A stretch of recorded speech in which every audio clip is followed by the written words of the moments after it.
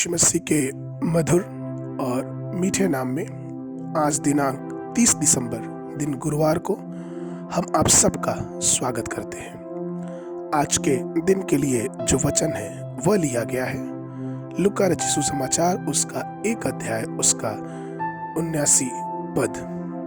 वचन इस प्रकार से कहता है कि अंधकार और मृत्यु की छाया में बैठने वालों को ज्योति दे और हमारे पांव को कुशल के मार्ग में सीधा चलाए। प्रभु में हमारे प्रिय लोगों, परमेश्वर हमें शांति के मार्ग में ले चलता है। परमेश्वर का जो मार्ग है वो एक शांति का मार्ग है और इस शांति को पाने के लिए हमें अपने जीवन में 3 महत्वपूर्ण कार्य करने चाहिए। हमें अपने जीवन में 3 बातों को ध्यान रखना चाहिए जिसके द्वारा हम और आप परमेश्वर की शांति के मार्ग में अपने जीवन को इस धरती पे बिता सकते हैं। सबसे पहली चीज कि हमें और आपको ये ध्यान रखना है कि क्या हमारा जीवन परमेश्वर के साथ शांति से स्थापित है कि नहीं। रोमियो की पत्री उसका 5वां अध्याय उसका पहला पद ये कहता है कि सो जब हम विश्वास में धर्मी ठहरे तो अपने प्रभु यीशु मसीह के द्वारा परमेश्वर के साथ मेल रखें। अर्थात जब हमने यीशु मसीह पर विश्वास कर लिया तो उस विश्वास के अनुसार हम और आप यीशु मसीह के लहू बहाने से हम धर्मी ठहरे।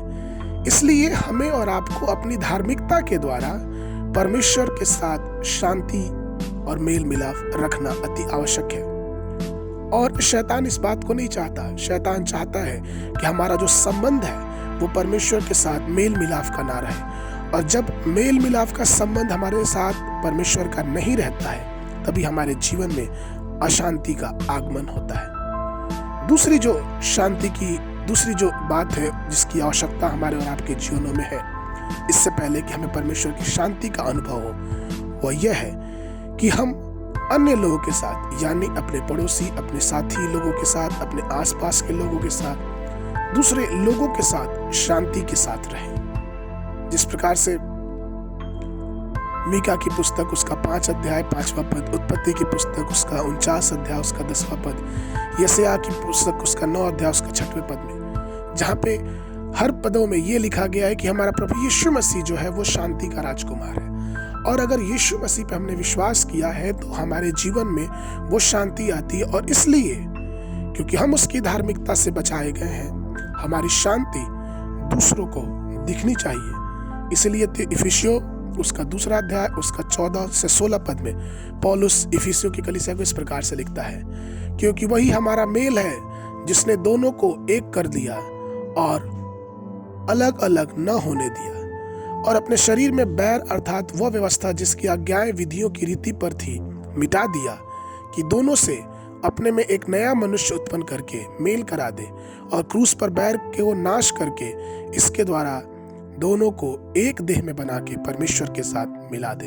अर्थात संसार में रहते हुए दूसरों के साथ एक शांति पूर्वक जीवन व्यतीत करना बहुत ही आवश्यक है। तीसरी और अंतिम चीज, अगर हम परमेश्वर की शांति अपने जीवन में चाहते हैं, अगर हम उसके शांति के मार्गों में चलना चाहते हैं, तो हमें अपने अंतर आत्मा में, हमें अपनी आत्मा में शांति की खोज करनी है। और हमारी अंतरात्मा एक शांति से तब भरेगी जब हम अपने पापों का पश्चाताप पवित्र आत्मा के द्वारा अपने सारे पापों को मान लें, हम परमेश्वर के सामने अपनी चीजों को मान लें और परमेश्वर से प्रार्थना करें कि परमेश्वर हमारे पापों को आप क्षमा करिए और अपनी शांति हमारे जीवन में दीजिए। और तब परमेश्वर अपनी शांति हमें और आपको जीवनों में देगा।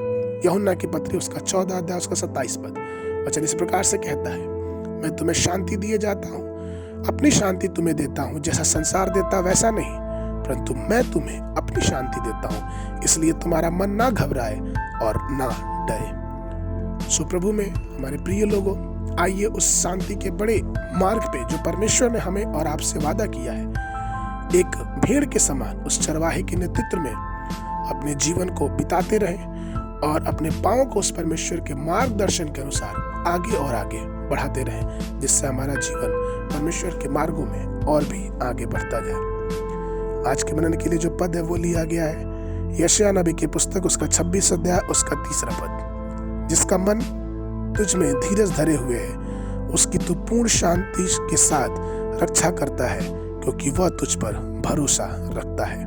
परमेश्वर आप सबको आशीष देवे।